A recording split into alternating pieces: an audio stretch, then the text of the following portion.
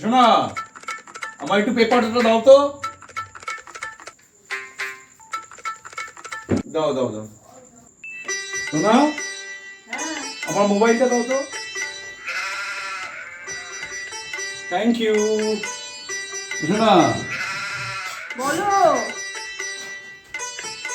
আমার চাবিটা কোথায় গো? আমার গাড়ির চাবিটা দাও তো। আমার গাড়ির চাবিটা দাও। Thank you. সোনা, সোনা, হ্যাঁ আমার জলের বোতলটা দাও তো। বলো। হ্যাঁ বলো। আমি আমার ছাড়া কি তোমার জীবনে অন্য কিছু নেই? হ্যাঁ? আমি বাইরে বেরোতে পারো না?